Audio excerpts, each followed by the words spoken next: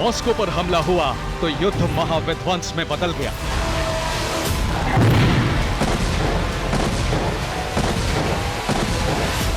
रूस की राजधानी पर अटैक हुआ और परमाणु युद्ध का गेट ओपन हो गया।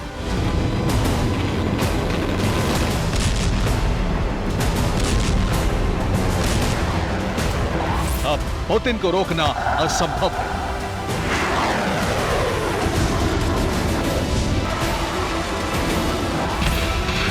अब यूक्रेन का बचना असंभव है।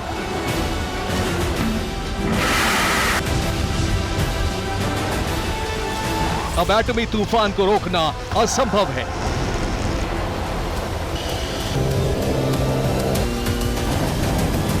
अब न्यूक्लियर विनाश को रोकना असंभव है।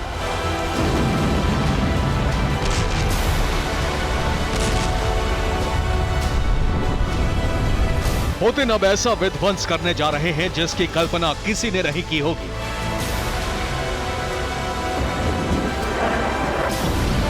सवाल यही है कि आखिर पुतिन एटमी ऑपरेशन क्यों शुरू करने जा रहे हैं?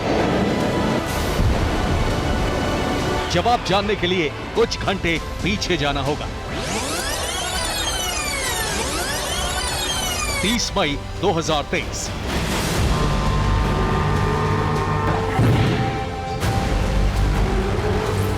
इसी तारीख को रूस की राजधानी मॉस्को पर ड्रोन स्ट्राइक हुई। 1, 2, 5 या 10 नहीं बल्कि 32 से ज्यादा ड्रोन हमले हुए।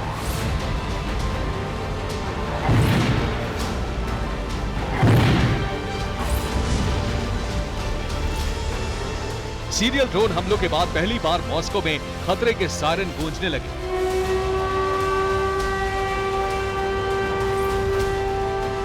पहली बार कीव वाला खौफ मॉस्को में दिखाई दिया।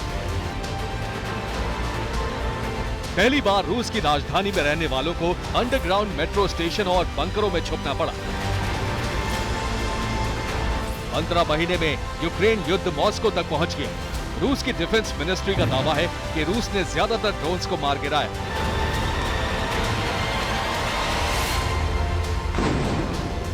लेकिन सच तो यह है कि सीरियल ड्रोन अटैक के बाद रूस की राजधानी मॉस्को थर्रा उठी और इसी के साथ ही एटमी सुनामी का जो जलजला है वो आ सकता है और इसका जो सायरन है वो बच चुका है। न अमेरिका न नेटो पुतिन को अब परमाणु विध्वंस बचाने से कोई नहीं रोक सकता। क्रेमलिन को अब एटमी कोहराम मचाने का मौका मिल गया है।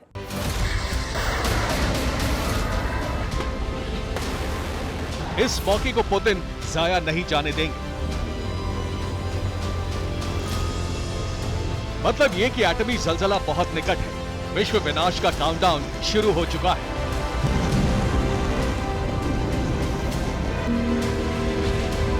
जिस वक्त पुतिन यूक्रेन को खत्म करने के लिए एटमी बटन दबाने की तैयारी कर रहे हैं, उस वक्त पश्चिमी देशों ने मॉस्को पर ड्रोन अटैक को लेकर बड़ा दावा किया है।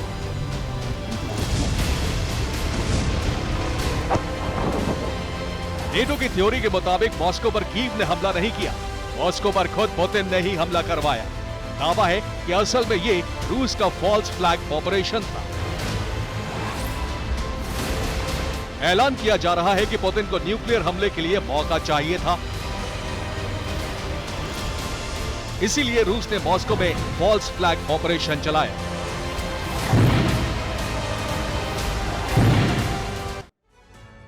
तो सबसे पहले यह समझने की जरूरत है कि आखिर फॉल्स फ्लैग ऑपरेशन क्या होता है। रूस ने फॉल्स फ्लैग ऑपरेशन क्यों किया, यह तब समझ में आएगा जब आप फॉल्स फ्लैग ऑपरेशन को समझेंगे।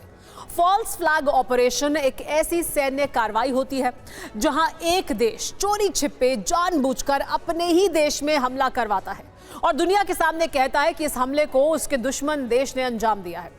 इसकी आड़ में फॉल्स फ्लैग ऑपरेशन करने वाले देश को दुश्मन पर हमला करने का बहाना मिल जाता है। फॉल्स फ्लैग ऑपरेशन का इतिहास काफी पुराना है। इस शब्द की उत्पत्ति समुद्री लुटेरों से हुई जो मित्र देशों के झंडे लगाकर व्यापारी जहाजों को अपने नजदीक आने देते थे, बाद में हमला कर उन्हें लूट लेते थे। फॉल्स फ्लैग ऑपरेशन के जरिए ही जर्मन तानाशाह हिटलर ने 1939 में द्वितीय विश्व युद्ध की शुरुआत की थी।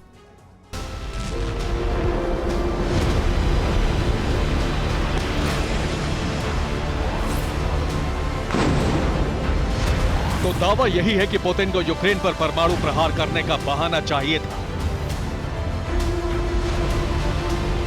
इसीलिए उन्होंने फॉल्स फ्लैग ऑपरेशन को अंजाम दिया। तो सवाल यही है कि पश्चिमी देशों का दावा क्या सच है? क्या सच में मॉस्को पर या रूस पर जो अटैक हुआ, ड्रोन अटैक हुआ, वो फॉल्स फ्लैग ऑपरेशन का ही नतीजा था? सच क्या है ये तो अब तक सामने नहीं आ सका है, लेकिन फॉल्स फ्लैग ऑपरेशन की थ्योरी को भी खारिज नहीं किया जा सकता। रूस 15 महीने से यूक्रेन युद्ध में उलझा है, इसकी रूस को भारी कीमत चुकानी पड़ी है। ऐसे में पुतिन चाहते हैं कि युद्ध जल्द से जल्द खत्म हो।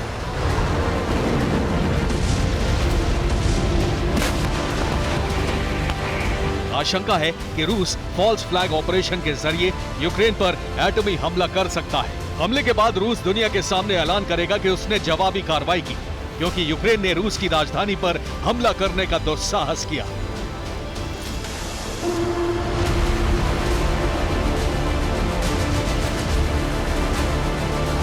पुतिन किसी भी वक्त यूक्रेन का सर्वनाश कर सकते हैं। इस बात का ऐलान रूस की एटमी तैयारी कर रही है।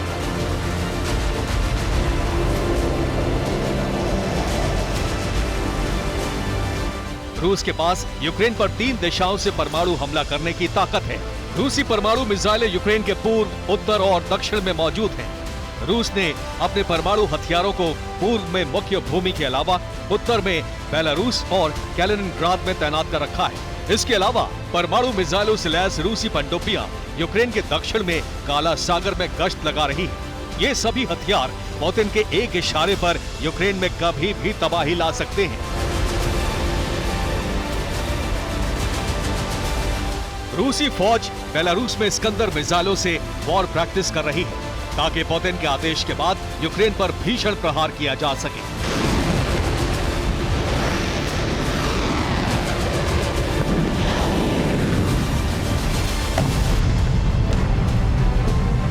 युद्ध जीतने के लिए पुतिन के पास एक ही ऑप्शन बचा है, और वो है न्यूक्लियर अटैक।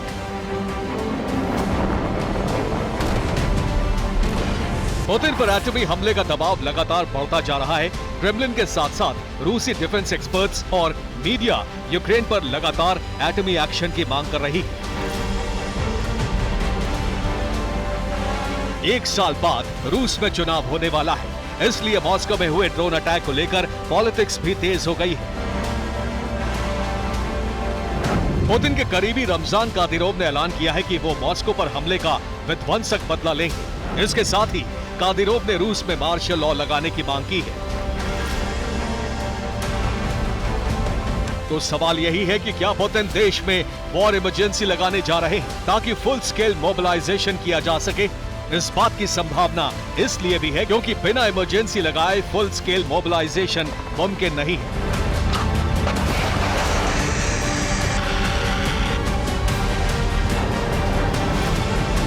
मॉस्को पर अटैक के बाद वैगनर चीफ प्रिगोजिन इतना भड़क गए हैं कि उन्होंने पुतिन के मंत्रियों को और बाकी अधिकारियों को नकारा करार दिया है। चुनाव से ठीक पहले जिस तरह से रूस के अंदर पुतिन की वॉर पॉलिसी की आलोचना हो रही है, उससे पुतिन पर दबाव बहुत बढ़ गया है। इस दबाव को खत्म करने के लिए, चुनाव जीतने के लिए अगर वो जल्द ही एटमी स्ट्राइक लॉन्च कर दें, तो किसी को हैरानी नहीं होनी चाहिए। Bureau report, TV9 Bharatvarsh.